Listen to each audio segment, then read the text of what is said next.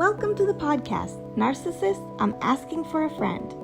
Karen Maldonado and Tyler King are talking about how narcissists become who they are, common issues that arise when doing life with a narcissist, and some episodes will include special guests.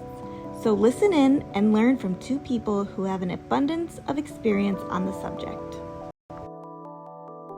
Welcome to the podcast, Narcissist, I'm Asking for a Friend. We are a community of individuals that have had experience of dealing with narcissistic abuse in some way. Whether with a family member, friend, neighbor, employer, religious leader, or other person, it is so important to have a place that you can hear other stories so you realize you are not alone and most definitely you are not crazy. Yes, Tyler. Mm-hmm. In my work as a therapist treating survivors of narcissistic abuse, I can truly say there are so many similarities in my clients' stories, but also many have unique issues that they had to face. And it's nice to be able to come to a place like this. So we invite you to listen here, since many dealing with a narcissist fall under their control and could never think of trying to find professional help. Right. For fear that the abuser will retaliate in some way. Of course, yeah, I can definitely understand that and see that for sure. Now, we will cover different subjects, and at times we will invite guests who would like to share their stories. So we warn you that our podcast is not meant to be a narcissist bashing session. Rather, it is hopefully going to help with the perspective of the listeners so they no longer feel stuck, shaking their heads, not understanding this difficult to do life with person. Understanding how the person became this way would be a good first topic for us to discuss. So Karen, in your experience and practice, how would you say this person developed this flawed way of treating people? That's a really good question. Mm-hmm.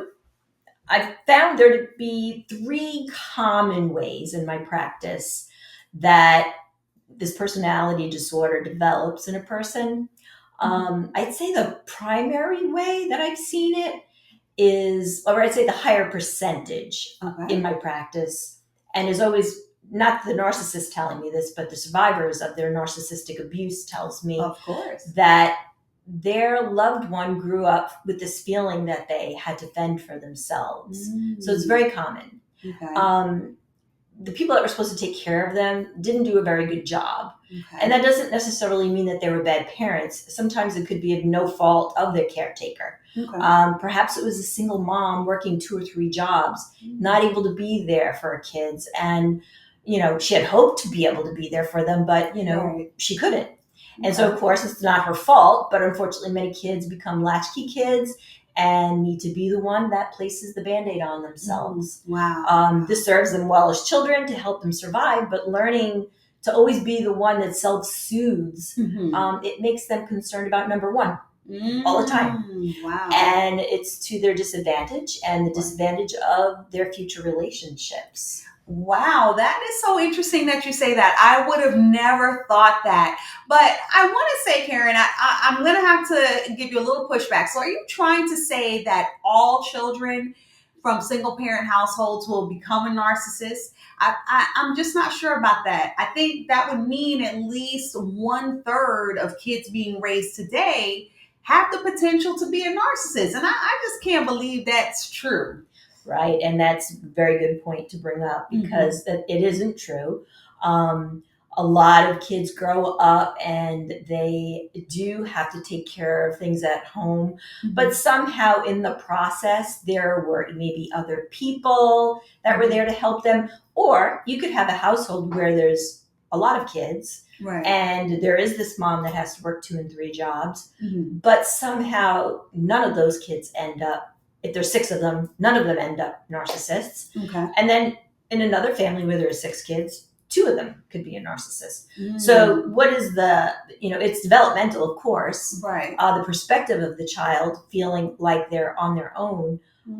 But there's also a lot of other criteria that run into this that play a big part Okay. in how the kid perceives themselves and the world around them. And so, you can't pigeonhole all people that are raised, with single parents that they're going to be that way. There's a lot of things that play into it. And so we'll discuss some of those things too as we go on. Yeah, definitely. I think that's going to be a great topic because there are so many people that are dealing with someone and they just can't put a word to it. Maybe you never even heard of the term narcissist and you're coming on here and you're learning about that now with us. Right. So what would you say to a person that they're maybe experiencing some weird behaviors in a person that either they're living with, they're in a relationship with?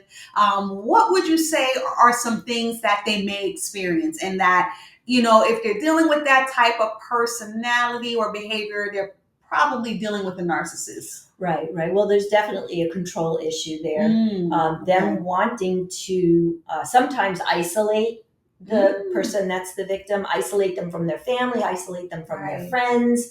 So how would you say they would isolate them? Give them an example of how they would isolate them. Okay, so let's say that I'll just use the example of, let's just say it's the wife, and she is married to a man that, when they were dating, he seemed fine with her family. Okay. And then they get married, and then all of a sudden, after the wedding, he doesn't want to go to the in-laws so often, and he'll even complain maybe that she's giving them too much attention. They're married now, and they need to, concentrate on their home and their, family, growing their family or whatever. Right. And oftentimes it's not even done in a nice way. It's more belligerent attitude. So then the person that is actually experiencing this abuse will shy away from even arguing because they get lectured or they experience rage. There's narcissistic rage. It comes in a lot of different, I always say, flavors. Right. Oh yeah, definitely. Because each narcissist is different, and each way that a person that's feeling the abuse, they're on that side of it. Their stories to me, there's similarities, but there's also a lot of differences in how a narcissist will deal with the person that they're trying to control. What is the reason that they try to control them? I think there could be many. Some of it has to do with possessiveness and fear that the person will abandon them. And so that's just one part of it. Right. And I want to go back to also explaining the other two ways that it could be developed in a person. Yes. Let's go back to that. So another way that it could be developed would be learned behavior. It could be that one of the parents is a narcissist, and the child is brought up under that roof and sees how the narcissist treats the other parent. Right. And so they even may begin to treat the other parent the same way that the narcissist in the house is doing it, because they see how it's been working for the narcissist. So they get their way.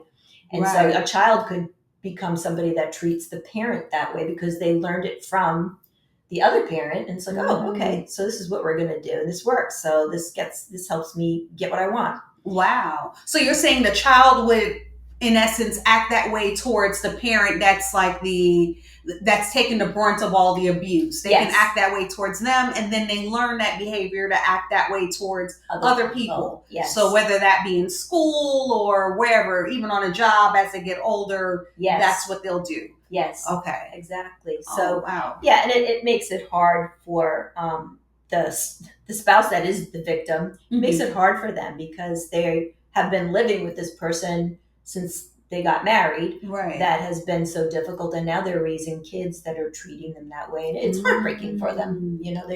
There's a big struggle. So I can only imagine. So you have that, and then you said there was another way. You said there was one more way or thing that happens in how you said they learn it.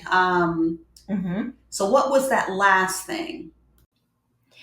And Tyler, the third way that I would say that I've seen this happen where people have developed this personality disorder, it's the opposite of the way that I find it to be more common. Okay. The more common way I described already, that's where the person grew up feeling like they had to fend for themselves. Right. The other way is where they're coddled so much. No one ever says no to them. They get everything they want. And then later on in life, they get married. And what's wrong with you? I get everything I want. And now you're telling me I'm not going to get everything I want the way I want it. So there's another way there. And I'm sure there are other ways, out there that this has been developed. But those are the common ways that I have seen it develop. Wow. That last one sounds like you were describing a spoiled brat. Isn't that what most people would call them? A spoiled brat? Someone that just got their way. Yes. No one ever told them no. They were just, they're hard to deal with. They are. And it's interesting because you're dealing with a person like that and you're seeing these behaviors, these mood swings, these attitudes, and you're not realizing that is the making of a narcissist. Yes. Or possibly with a narcissistic personality disorder. Mm-hmm. So that's definitely interesting to learn. I'm sure a lot of you out there didn't even know that that's what was happening. You were experiencing this and you thought you were going out of your mind. So we're here to tell you you're not. Right. We're trying to give you that peace and sanity. And also we want to make sure that you know that we're coming from a Christian perspective. So, we're not, like I said, we're not doing the bashing, but we want to make sure that, people understand that this didn't just come out of nowhere. They didn't want to be this way. They weren't born this way either. So we want to make sure that we come at it from that viewpoint so that you can know how to deal with it in your household if you have it, or maybe in your workplace. So you have a way to learn even from a biblical perspective as well. Yes. So we're going to even go into different Bible characters and just even scripture based and kind of just help you learn and find a way to kind of get the peace in chaos. Yes. For lack of better words. So we definitely want you to make sure that you're following us. We have this podcast. We're going to have some more episodes. So just make sure you subscribe to the podcast. Make sure you share it. Tell your friends about it so that we can get this word out. And also when you see it on YouTube, you can also subscribe, share it out, like it, and then also put your questions in there because we want to make sure we're able to answer your questions. And hey, maybe you could even be on the podcast with us and we'll talk about it. We can help you out. That is why we're here. That's right. So definitely, Karen, so any last words or anything you want to share with our people? No, I'm looking forward to seeing what types of questions and things you send us. And so we're very interested in what's going on in your life. And please follow. Yes, like, subscribe. Share, subscribe, do all the things. Just go ahead and get this word out because we want to help you. Yes. All right. So we will see you. And just remember, we are helping you out with the narcissist because we're asking for a friend. I'm asking for a friend. All right. We'll see you soon. All right.